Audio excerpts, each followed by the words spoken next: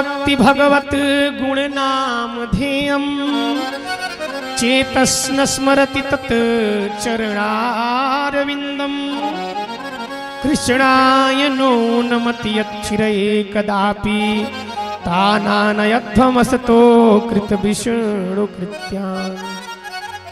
जो भी भगवान का नाम अपने मुख से न लिया हो उसी को लेकर आना। ये नहीं कहा कि किस रूप में नाम लिया हो। इसीलिए पहले के लोग नाम भी भगवान के ऊपर रखते थे। नामकरण भी संस्कार है, क्योंकि नाम की बहुत बड़ी महिमा है। इसी नाम के सहारे जो भगवान स्वयं उस समुद्र को नहीं पार कर पाए, उसी नाम को लेकर हनुमान जी उस लंका में चले गए। भाय कुभाय अलखयालस भाय कुभाय अलखयालस नाम जपत मंगल दिसि दस नाम जपत मंगल दिसि दस। नाम का इतना बड़ा प्रभाव है कि चाहे भाव से जपिए, चाहे कुभाव से जपिए, चाहे सो के जपिए, चाहे रो कर जपिए, नाम अपना प्रभाव दिखा ही देगा। कहाँ कहूँ लगी नाम बड़ाई, कहाँ कहूँ लगी नाम बड़ाई, राम न सकई नाम गुण पाई, राम न सकई राम गुण गाई। भगवान भी नहीं जानते हैं कि नाम का कितना बड़ा महत्व है। इस प्रकार भगवान के नाम से उस अजामिल का जब पुनः जन्म हुआ तो जाकर वह वैराग्य धारण कर लिया। सोचा कि गलती से जिसका नाम लिया तो हमें पुनर्जीवन मिल गया, यदि सच में भगवान का नाम लिया होता तो क्या होता। उसी दिन से वैराग्य आ गया। अजामिल में थी क्या नहीं हाँ बुराई, मगर आपने उसकी बिगड़ी बनाई। घड़ी मौत की थी जब सर पे आई, तो बेटी नारायण की थी रट लगाई। तुरंत खुल गए उसकी बैकुंठ द्वारे, श्री कृष्ण गोविंद मोहन मुरारी। यही नाम हरदम हो मुख पे हमारे। इस प्रकार नरकों के वर्णन से बचने के लिए बताया कि हे परीक्षित, सबसे आसान है भगवान के नामों का आश्रय। और दूसरा आसान क्या है कि नाम किसी भी रूप में लो, खाते हुए लो, गाते हुए लो, किसी भी रूप में लो, कल्याण हो जाएगा। आगे के स्कंध में बता रहे हैं कि सतयुग, त्रेता, द्वापर, कलयुग, चारों युग जब 1,000 बार बीत जाते हैं तो ब्रह्मा जी का एक दिन होता है। और ब्रह्मा जी के एक दिन में 14 मनवंतर होते हैं, जिसमें स्वयंभू, स्वरोचित से प्रारंभ करके औतम, तामस, रैवस, चाक्षुष, ये वैवस्वत, सावर्ण, ये सब मनवंतर हैं। अभी जो मनवंतर चल रहा है वो चल रहा है वैवस्वत नाम का मनवंतर, जिसको संकल्प में बोलते हैं वैवस्वत नाम की मनवंतरी। तो एक बार चाक्षुष मनवंतर चल रहा था। उस समय प्रभु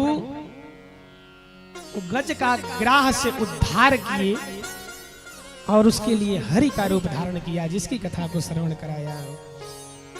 आसीद गिरिवरो राजस्त्रिकुट इति विस्तृतः क्षीरोदीनामृतः श्रीमान योजनायुत मुक्षितः। बता रहे हैं कि एक बार त्रिकुट पर्वत के समीप एक बार एक गजराज, एक हाथी अपनी पत्नी हथिनियों के साथ सरोवर में गया जल पीने। जल पीते पीते जल क्रीड़ा करने लगा। जल क्रीड़ा कर रहा था, उसी के मध्य में एक पानी का जीव मगरमच्छ आकर के उसके पैर को पकड़ लिया।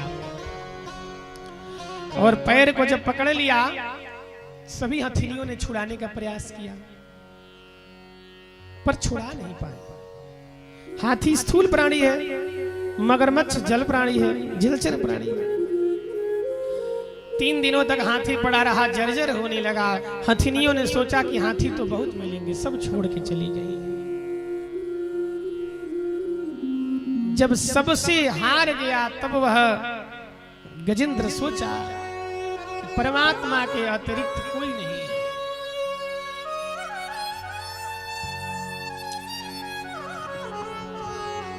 सुख में आन सबही मिल बैठत रहत।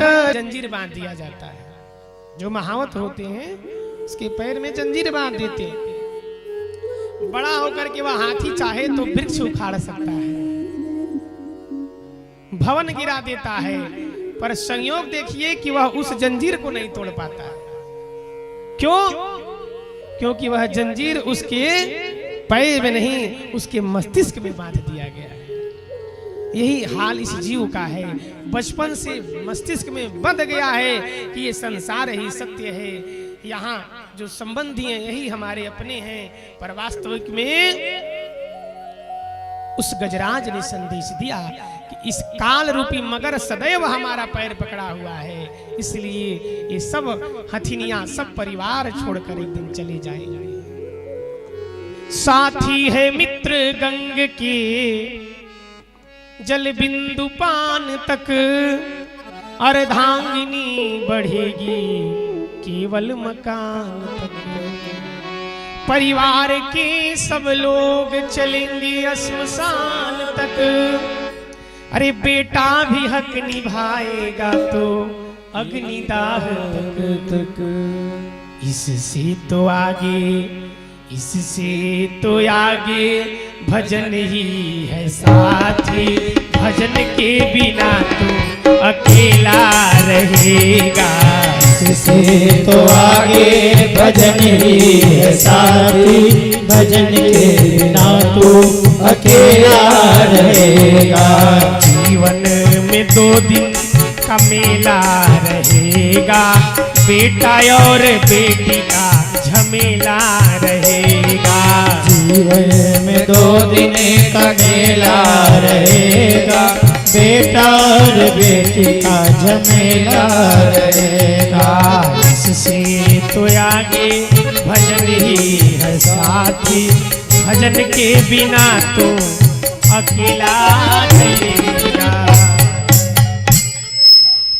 आइए हम सब इन कथाओं को संक्षिप्त में श्रवण करते हैं, क्योंकि आज हम सबके परम आराध्य भागवत भगवान हमारे नंद लाला का जन्म उत्सव है। इसलिए हम सब शीघ्र कथा को संक्षिप्त में श्रवण करते हुए आगे बढ़ते हैं। एक बार दुर्वासा ऋषि ने एक माला दिया इंद्र को, उसका उन्होंने अपमान कर दिया, श्राप दे दी दुर्वासा जी की, चाहो तुम सारे देवताओं का बल समुद्र में समा जाए। अब तो जैसे शुक्राचार्य को पता चला, सोचे मौके पर चौका मारो, सभी बुलाकर राक्षसों को कहे कि चलो आक्रमण कर दो।